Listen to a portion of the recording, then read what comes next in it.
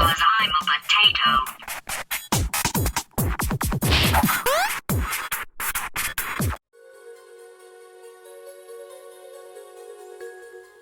I'm Blair for the 6th Axis, and I'm joined by Stefan, who's been playing Velocity 2X for a review. We're going to chat about this game in the video, and I guess the best place to start would be asking, well, what is Velocity?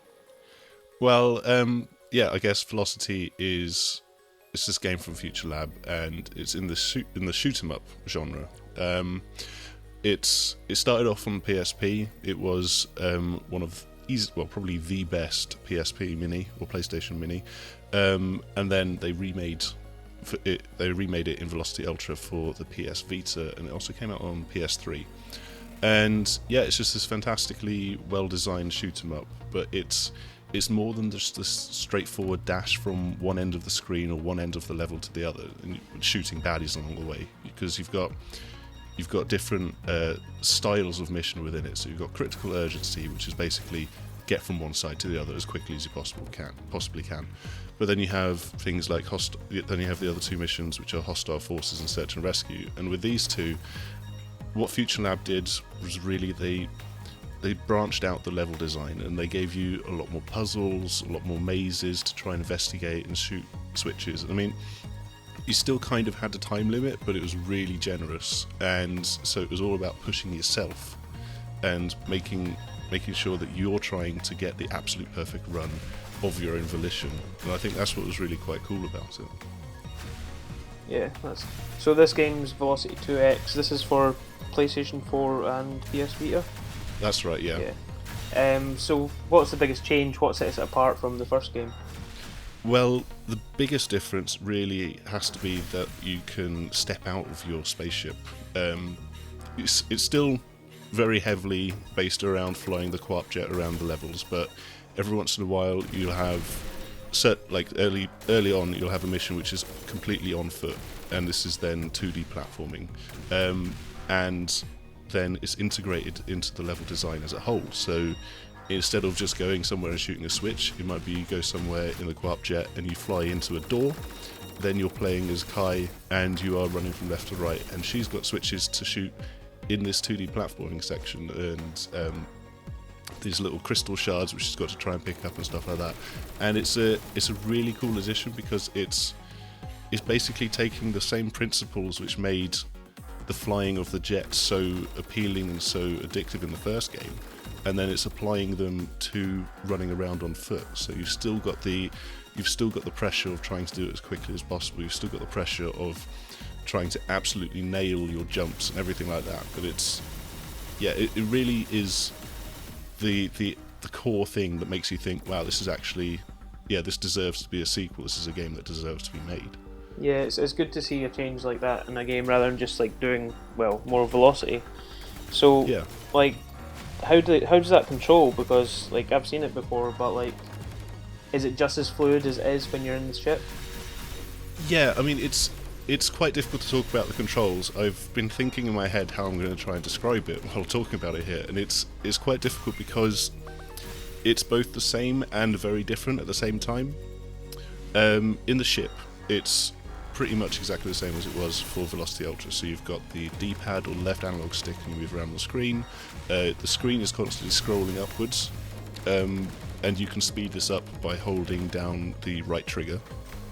But then you can also fire the ship's cannons, and you've also got bombs on the right analog stick, or like there was a different method on PSP, but it's nowhere near as good as just flicking the right analog stick. Yeah, I think that was like pressing circle and using the stick.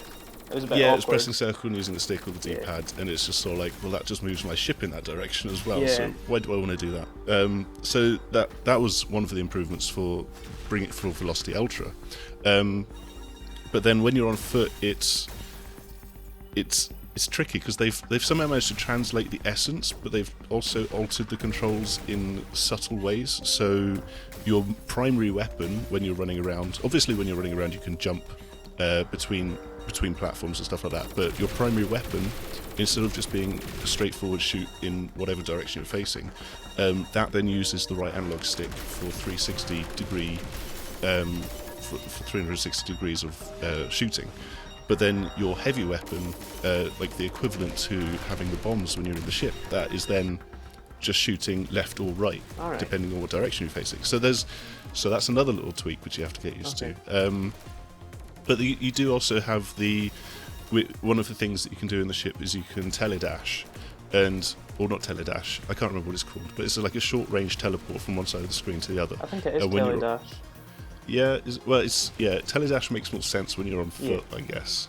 I can't quite remember on the spur of the moment what it's called. Yeah. But you do have that when you're on foot, but it's for a set range as opposed to being anywhere on a screen. Okay. And so that means that as you're running and you've got lots of quick barriers to get through, you can basically just mash the teledash button. You get so much more speed as you're going through it. But then you do still have the long range teleportation, where you can drop a beacon and you can head back there, and even that is very cleverly done because you can teleport back into a ship which is in a different location on the map, and it manages to keep that essence and a lot of what's the same, but it also feels quite different. So there is that little learning curve to get used to it, and they do that really quite well with the level design and like the pacing of the game. Yeah. So is it definitely still about the puzzling as much as it is about the platforming or shooting? I mean, you've still got the 3 mission types. So with hostile forces, you've still got lots of enemies to get through and shoot your way through in that level. With search and rescue, you've still got to pick up all of the escape pods from survivors, and it starts off really quite slow. So the difficulty curve, I'd say, they've really tried to emulate exactly what they had in Velocity Ultra. Yeah, the difficulty was just, it worked like sort of perfectly. Like by the end you were just so used to everything, and then you go back to the start and it seems so simple, but at the start you might not have found that simple. It was just done very, very well. Yeah, exactly, and that's something that they did really well there, and they've managed to do the same thing here again. I mean, the only complaint that I have is that coming from Velocity Ultra, and I mean this happens with so many games out there, so it's not really a complaint, but coming from Velocity Ultra, like, I know what the later levels of that game were like. Yeah. I know just how complex they were, and I know that like it could have been that you start in one place, but then you have to head down four or five different paths to shoot a switch in one place, and then head back, and then go a different direction, and double back on yourself constantly over and over again. And so starting Velocity 2X, I was kind of like, oh, I want to do the long range teleporting now, but I wasn't able to because it has its own difficulty curve. But it is such a perfectly judged curve that it's only when I got to like the last 4 or 5 levels where I was really feeling like overwhelmed by what was going on. And that is just something where like the design got very complex, but in a way that is just mind-blowing as opposed to actually difficult. It's just you have to try and keep track of a lot more stuff in your mind, but it does build you up to that point. Do they introduce a lot of new like mechanics or that, or is it just pretty much the same teleportation ones? Well, yeah, in your ship and actually on foot, yeah, it's basically teleportation. You have to get to some place and you have to shoot a switch. I guess the main addition in terms of level design is they've got boss battles which crop up every once in a while. Okay. And these are done in quite an interesting fashion. They're not the basic like just shoot it when you get a chance, or shoot it in a particular weak spot. Yeah, what you'd expect from a shoot 'em up. So it's a bit different. Is it more of a puzzle? It can be a little bit, yeah. It's not always like that, and so you will have the same kind of hitting switches in a particular sequence, and then later on in the game you actually get to like open up a weak spot on the ship and get inside the ship, and then you have a little on foot section in the middle of the boss battle, and that is it's a very cool introduction. Yeah, I'd definitely say that. Yeah, so the on foot stuff's definitely not a throwaway mechanic. It's like in every part of the game then. No, yeah, they've absolutely integrated it all the way through. That's great. So that makes it feel like a brand new thing rather than just, as you said, the same again. Yeah, I mean, it just feels like a sequel. but like a proper. It's not just more of the same. It's like building on what they did well before. So how does the story build on what we saw in the first one then? Well, the story in the first Because one it was quite basic. It was pretty basic. It was basically you have to rescue people that are in danger because the black holes opened up and then aliens show up. But the ending, well, it's kind of explained in the first few missions of Velocity 2X anyway, so it does recap what happened before, and it's basically Kai and her Quab jet end up in a completely different part of the galaxy, and she has been transformed so that she's now got a metal arm and cybernetic body parts, and this is how she can shoot lasers and teleport and stuff when she's on foot, because she's gained some of the abilities of the ship that she was in. And yeah, so now you're like knee deep in like this interstellar story where you've got the Vok Empire and you have their Jintindan slave race, and like you sort of take on the role of this freedom fighter in collaboration with some of the Jintindan, and it's quite cool. I mean, the best thing that it does is it gives you a couple of people for Kai to talk to, and it also gives you a lot of different planets to visit. So I think there's like 4 or 5 new locations, because the thing is, if you go back to Velocity Ultra or Velocity on PSP, you see it was basically just one environment, and now you've got like ice moons, you've got like an opulent perfect pristine city that you fly over, and it's like you're flying over these actual planets and these alien environments, and so that makes a big difference when it comes to the variety that you're seeing on the screen. So is there a lot of improvements in the art style like that? So it's not just the basic like black and grey that we sort of saw. Black and blue, I mean, so.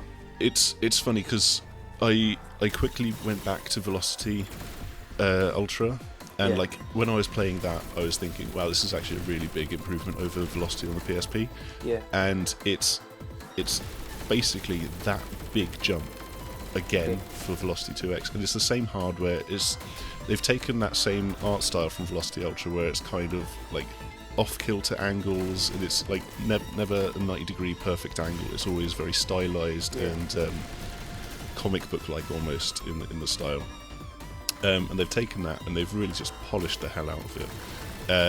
So they've talked a lot about it recently on the PS blog, where they're still managing to get 60 frames per second on the PS Vita and the PS4, but they've added in so many more lighting effects. You've got huge explosions, you've got J.J. Abrams inspired lens flares and like huge bloom effects, so when you are chucking bombs around and when you're shooting big explosions, making big explosions in the game, you really see the bloom effects and you see the twinkling of like the background illumination and stuff like that. And I don't think I'm exaggerating too much when I say that people have been very impressed by the likes of Rayman Legends of Child of Light, and like Velocity 2X for me, it's right up there with those games in terms of that degree of polish and art style and design behind the game.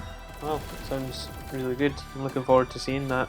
Like, I've seen videos and stuff, but there must be like obviously bits that you'll see in the game that will just be sort of mind blowing. Yeah, I mean, you do get a good sense of it in the videos. Yeah. So you're not going to be completely surprised by what you're seeing, but I think what's nice is that when you're playing, all of this sort of fades into the background. You just get on with the game. Yeah. And then, but you can stop at any point and you can look at the background, so you can go, oh, hold on, there's like tons and tons of lights on the scenery, and they're all twinkling, they're all doing little lens flares. Or you can just take a little time to explore and what the explosions look like, and you can look at all of the particle effects which are going on and how they're generated differently every single time. And it's just like, that's some really cool stuff. That's some really ambitious stuff to be chucking on top of a 2D shoot 'em up. Yeah, definitely. But is there a photo mode to show this all off? No. An orbiting camera.